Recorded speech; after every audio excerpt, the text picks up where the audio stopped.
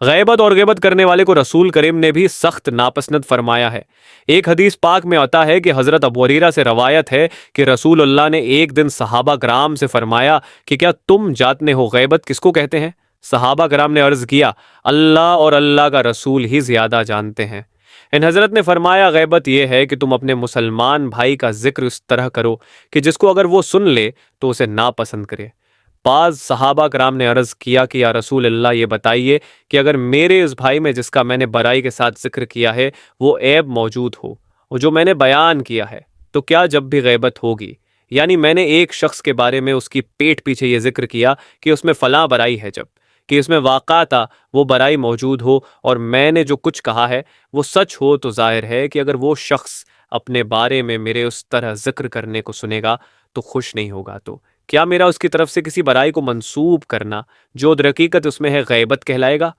اپنے نے فرمایا تم نے اس کی جس برائی کا ذکر کیا ہے اگر وہ واقعی اس میں موجود ہے تو تم نے اس کی غیبت کی، اور اگر اس میں وہ برائی موجود نہیں ہے جس کا تم نے ذکر کیا ہے تم نے اس پر بہتان لگایا، یعنی یہی تو غیبت ہے کہ تم کسی کا کوئی عیب اس کی پیٹھ پیچھے بالکل سچ بیان کرو۔ اگر تم اس کے عیب کو بیان کرنے میں سچے نہیں ہو کہ تم نے اس کی طرف جس عیب کی نسبت کی ہے وہ اس میں موجود نہیں ہے تو یہ افتراء اور بہتان ہے جو بذات خود بہت بڑا گناہ ہے۔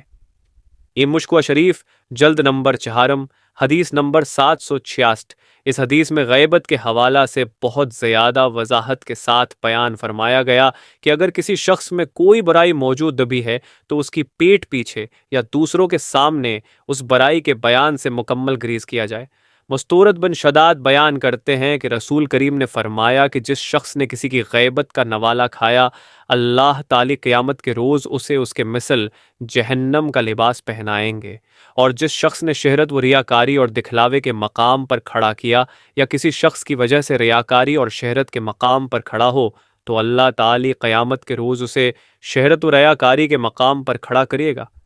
سنن ابو دایو جلد نمبر 9 حدیث نمبر 1436۔ یہ تو غیبت کرنے والے کے حال جہنم کا بیان ہے، مگر غیبت کرنے والے پر تو قبر سے ہی عذاب کا سلسلہ شروع ہو جاتا ہے۔ حضرت ابوبکر فرماتے ہیں کہ رسول اللہ 2 قبروں کے پاس سے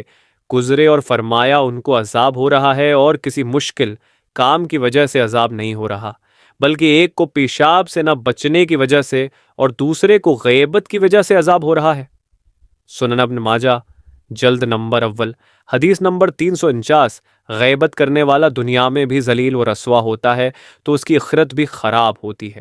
اس حوالہ سے ایک حدیث مبارکہ میں ہوتا ہے کہ تو حضرت انس کہتے ہیں کہ رسول اللہ نے فرمایا جب اللہ تعالی نے مجھے معراج کی رات اوپر بلایا تو عالم بالا میں میرا گزر کچھ ایسے لوگوں پر ہوا جن کے ناخن تانبے کے تھے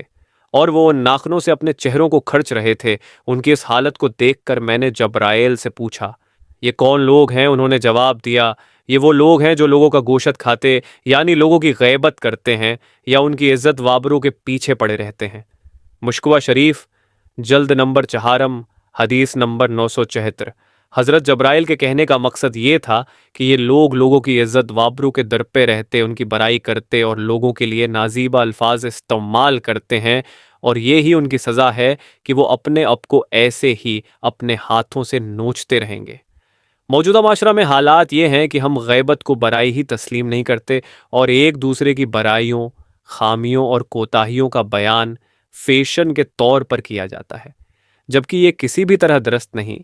بدقسمتی سے ہم علم نہ ہونے کی وجہ سے ایسی باتوں کا ذکر کرتے رہتے ہیں جو غیبت کے زمرے میں آتی ہیں۔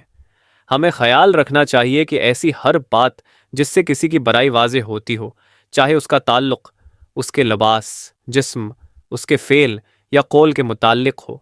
مثال ہے کہ ہم کسی کو دھوکہ دے رہے ہیں یا ہم کسی کو کے طور پر جسم کے بارے میں کہا جائے کہ اس کا قد بہت لمبا ہے یا اس کا رنگ کالا یا سیاہ ہے یا پھر وہ بھینگا ہے۔ اسی طرح اگر کسی کے بارے میں غلط بیانی کی یا اخلاق کے بارے میں کہا جائے کہ وہ بری عادات والا ہے یا مغرور، بدتمیز اور بزدل ہے، یا افعال کے بارے میں ہو کہ وہ چور، خائن، بے ایمان، بے نمازی ہے،